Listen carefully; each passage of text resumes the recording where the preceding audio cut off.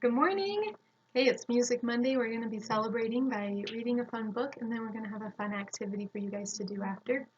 So before we start reading this book, I need all my friends out there to put their listening ears on. Click. And we're going to start listening to this book, but you need to be thinking about a very important question as we do this. Now, this question that I want you to hold in your brain is, what kind of music do you like? This can be music that you like to play. What kind of music do you like to listen to? Or what kind of music do you like to dance to? All kinds of music out there. So as we're listening to this book, I want you to be thinking about that question, okay? Now, the book that we're going to read today is called Giraffes Can't Dance. Now, let me move this down so you guys can see it a little bit better. A little bit further. Now, I want you to be thinking about this book, or that question as we read this book about this wonderful giraffe.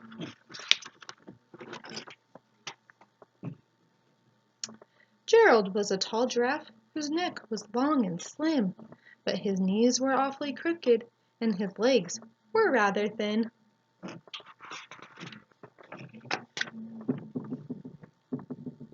He was very good at standing still and munching shoots off trees, but when he tried to run around, he buckled at the knees.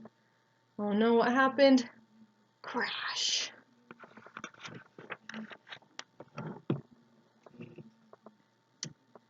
Now every year in Africa, they held a jungle dance, where every single animal turns up to skip and prance. And this year, when the day arrived, poor Gerald felt so sad, because when it came to dancing, he was really very bad.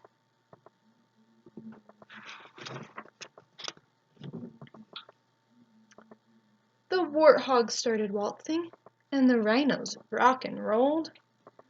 The lions danced a tango that was elegant and bold. Okay, let me hear your lion roar. Roar! The chimps all did a cha-cha with a very Latin feel. Let me hear your chimp. Ooh, ooh, ah, ah!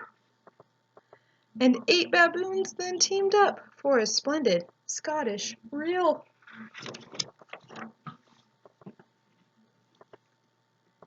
Gerald swallowed bravely as he walked toward the floor, but the lions saw him coming, and they soon began to roar. Hey, look at clumsy Gerald. The animals all sneered. Giraffes can't dance, you silly fool. Oh, Gerald, you're so weird. Okay, how do you guys think Gerald is feeling right now? Do you think he's feeling happy? Scared? Sad? Or embarrassed? Let's find out. Gerald simply froze up. He was rooted to the spot. They're right, he thought. I'm useless. Oh, I feel like such a clot. So he crept off from the dance floor, and he started walking home. He never felt so sad before, so sad and so alone.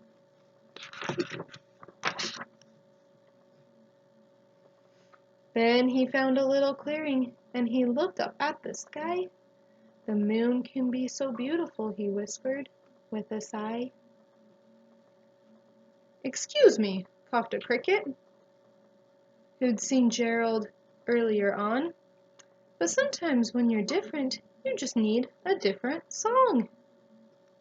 Let's see what this cricket is going to do. Listen to the swaying grass and listen to the trees. To me, the sweetest music is those branches in the breeze.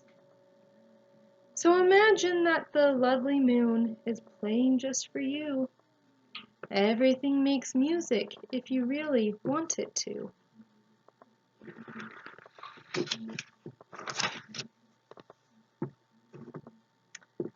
With that, the cricket smiled and picked up his violin.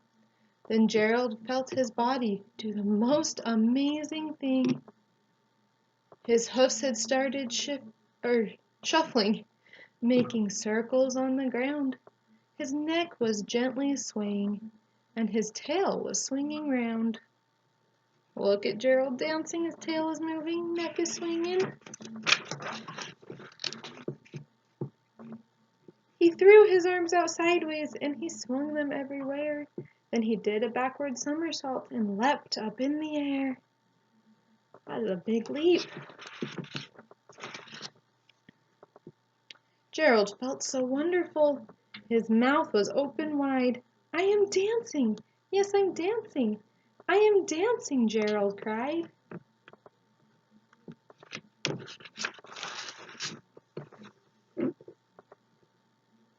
Then one by one each animal who'd been there at the dance arrived while Gerald boogied on and watched him quite entranced. They shouted, "It's a miracle! We must be in a dream. Gerald's the best dancer that we've ever seen." How did you learn to dance like that? Please, Gerald, tell us how. But Gerald simply twirled around and finished with a bow. Can you show me your bows? And bow down, just like Gerald.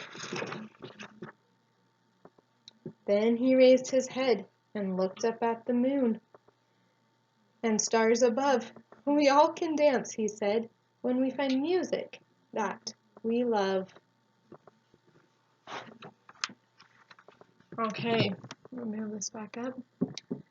Now, Gerald felt kind of sad because he felt like he didn't have music to dance to, but it's just that he didn't have the right kind of music to dance to.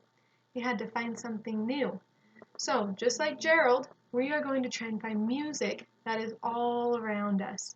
We don't need instruments to make music. We can find it anywhere. So, I want you to go around your house and try and find some instruments today.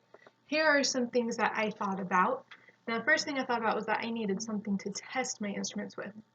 So I have this. This is a little spatula. And then I went around and I started hitting things, but I just barely tapped them a little bit. And then I came to this one. Now, what is this made of, do you think? Glass. And what happens to glass? It can break. So I looked at it and I thought to myself, it's thick, it's sturdy, so I think I can tap it just really lightly. Just a little bit, that's all I needed. I don't want to hit it because I do not want my glass to break. I want to be very careful of things that are fragile and things that I should not be tapping. And then I came along this. I gave this one a shake. See, listen. And I decided I kind of like this sound a little bit more because it's not so loud in my ears. So this was the instrument I found. It was my container of oats. So you choose what you would like to do in your home, and you can do it with your families and have a good time with it. And we'll see you guys later.